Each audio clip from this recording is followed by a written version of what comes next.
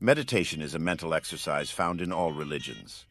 In many types of meditation, such as prayer or reciting mantras, the goal is to achieve an altered state of consciousness with an intention of connecting with a higher deity. Instead of seeking a connection with a deity or seeking the cause of what is, approach the human condition in a straightforward way based on observation. Most of life is defined by pain and suffering. Those, unfortunately, are the driving forces behind much of what we do, avoiding pain and suffering and willingly or not inflicting it on others. We feel separate and create the concept of others, and we deal with the world by creating illusory mental images that form our unique versions of reality. But trying to be separate and holding on to other separate things, including people, leads to more suffering because nothing is permanent, and life is a continual cycle of loss and rebirth. Relationships change, people die or move away, objects deteriorate, and so on. Everything is transitory. But because of our fear of being alone and separate, we cling desperately to what we know, to what is familiar, even as we intuitively understand it may not be there tomorrow.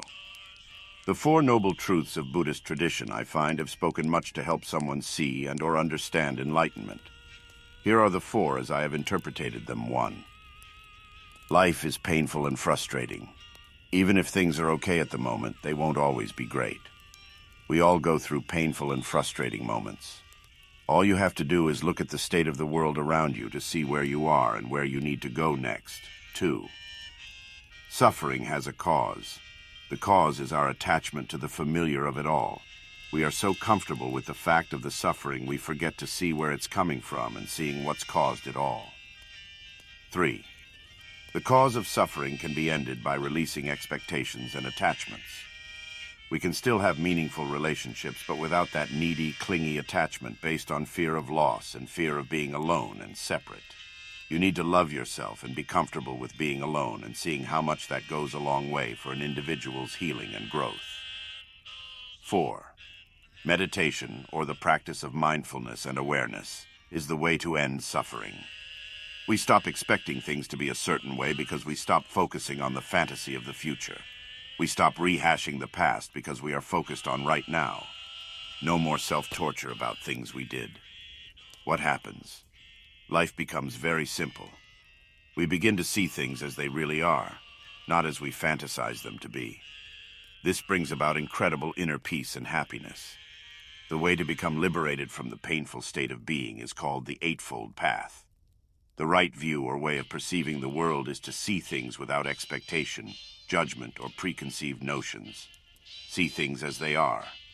The right intention is to work from a place of pure intentions, no harm to anyone or anything. No manipulating. The right speech is to say what you need to say, and say it from the heart.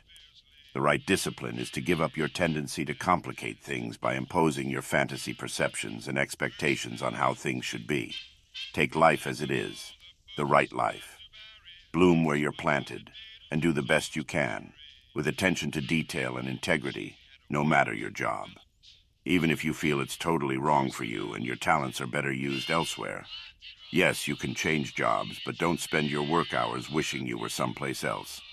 That's just daydreaming. The right effort is doing things the right way removes the need for struggle, or the desire to overcome, just as seeing things as they allow us to work with what is. The right mindfulness is to become mindful of the most minute, mundane, tiny details of your life experience. The way you talk, the way you stand, the way you walk, your thoughts, your emotions, the way you work, etc. Especially the actions that have become habits. Now, the hardest one is the right concentration. Most of the time we run on autopilot, and our minds are everywhere except the here and now. Meditation teaches you to discipline your mind so that it remains here and now instead of in the past, future, or any other location. The goal of meditation is to achieve a state of being called nirvana. Nirvana doesn't literally translate to heaven, but to cessation, as in stopping suffering and all of its unwanted effects like aggression, struggle, drama, and of course manipulation. The more you practice these concepts, the less fearful you will be, and the more your thoughts and actions will align with doing what is good, wise, kind, compassionate, and generous. Learn to see the world as ephemeral and temporary.